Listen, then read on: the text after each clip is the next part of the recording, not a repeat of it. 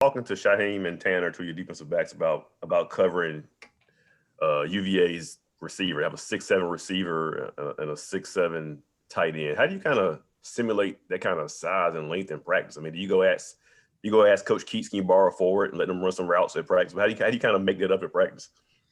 Kerry Angelon's 6'7", so that's the closest we got. Chris Tootle, CJ Riley, you know, when we get one-on-ones against our offense every day, those matchups become very critical. But obviously when the game starts, 6'7", 6'7", you know, I mean, you got to do your best and time your ability to jump and be physical with guys like that at the line of scrimmage. I mean, that's the one thing when you're playing a longer guy, there is a lot of surface area free to get your hands on them early. So we've got to do a good job at that. And on the flip side of that, how much does it help to have a guy like Shaheem who's 6'3" and Malik who's 6'4" to kind of, you know, make up for that size difference? Yeah, I think on the perimeter, we're pretty good when it comes to height matchups. You know, it's more when the safeties are covering that big tight end, you know, which is pretty much how it is every week for a safety. Most of the tight ends in this league are 6'5", so, you know, it's kind of what you deal with there. You have to be physical and try to get them off their routes and make quarterbacks make really accurate throws by not just letting people run free. Thanks, Coach. You bet, Jonas. Mike Toper. Coach, good afternoon. No Hoosier quarterback questions this weekend. That's got to be nice. Yeah, that's a plus. I want to ask you, Monday you had talked about repeatedly about having you guys have the chip on the shoulder and kind of practicing the right way as you progressed, and we're now past Thursday here. How have the practices been, and can you get that, or have you gotten that sense of, you know, remain focused looking at Virginia? Yeah, I think this team learned a lot. We've spoken about that already coming out of the Virginia Tech week, and they put an action plan in place for last week that was successful for them. So they've tried to take that same plan, that same approach, and we had a good week of practice, you know. Is it good enough to win? I guess we'll find out this weekend, but there definitely wasn't a day where I didn't feel like we weren't competing the way we need to. There's things we got to get better at. There's fundamentals, there's technique, there's execution. But the effort and the intensity and understanding of what we're trying to get done out there has been excellent. Brett. Dave, last year you had a pretty long stretch of road games. Does that help at all this year with the 3 straight to prepare, or because of COVID and all the protocols and things that are different, is this totally unique? I don't really like being gone 3 straight weeks, regardless of what's going on, you know, pandemic or not. I mean, I don't know. I mean, I guess we'll pay the benefit of this at the end of the year because we've got a bunch of home games to finish the season. But, you know, it's just for the kids to have to miss school 3 straight Fridays. I don't think that's good for guys academically. You know, I wish we could space that out a little better as a league, but that's what we have. From a football standpoint, though, does it help that you have been through this before, or is there any advantage to having done this 2 weeks in a row now? It doesn't help what we did last year because a lot of these kids weren't even out there, so that doesn't help.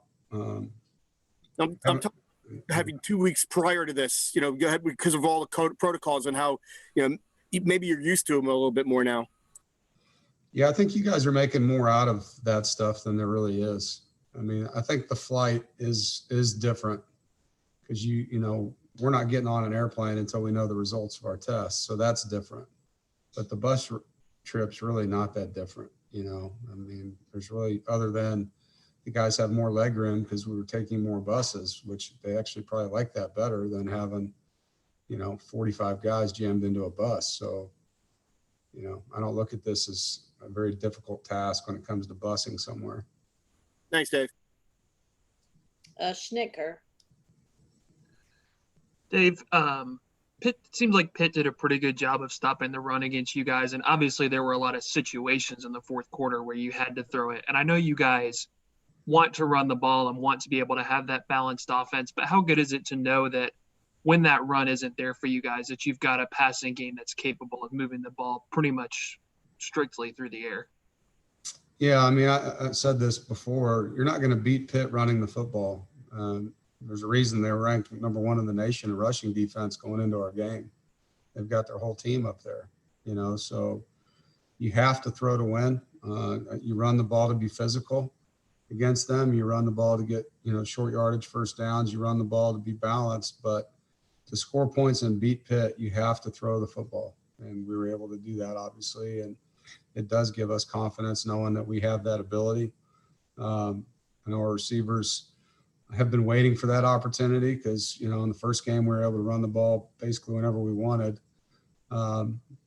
So I think the balance that we want to have, the ability to use their numbers against them defensively is important for us as this year continues, because you don't want to be a team where they're just going to pack the box and say you can't throw it and then you can't.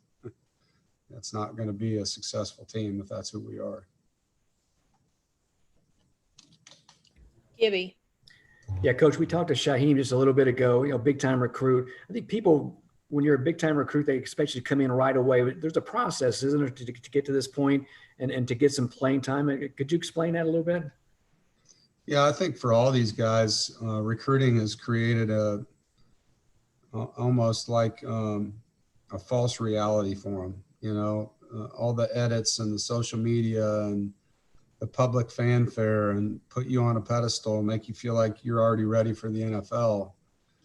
It's unfair to these kids because that's not reality. You know, reality is they get on a college campus, they're now the youngest guy on the team, and everybody there was just like them in high school. And some of them are mature enough to handle it. Some of them are just super gifted and the game's not fast, but that's a very small percentage.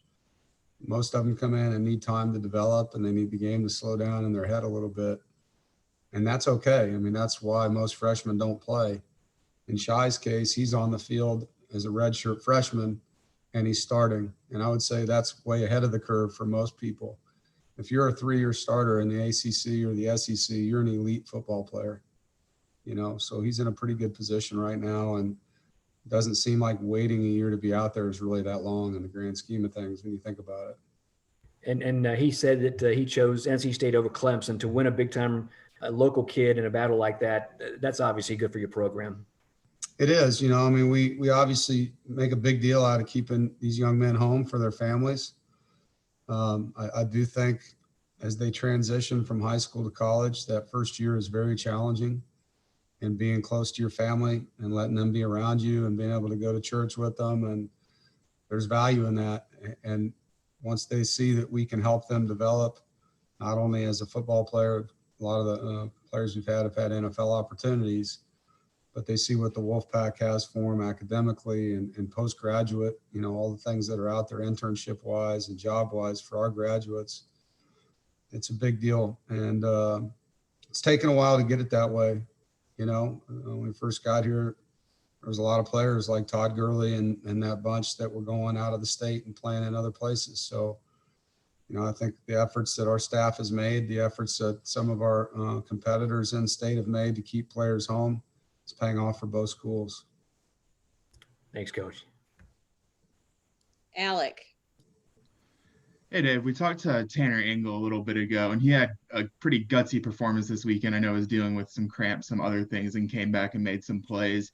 To have a team captain have a performance like that where he does grind one out, how much of an impact does that have on maybe some of the younger guys to see that in the secondary? Well, I think he has to play like that. I mean, that's why he's voted captain, because he's tough. And, you know, he talks a lot about how much this game matters to him. And you can't talk like that and then be out. You've got to be able to play if you're capable of playing medically. And so that's what we expect from Tanner. It's very hard to get him out, to be honest. The doctors could tell you he's not playing and he'll fight one of those guys, you know, like he's going to try to play. He does not want to miss. So it was great to see him come back and make the last play of the game, you know, because he gave up the first touchdown of the game. So it was great to see him come back and finish the way he did. Thank you.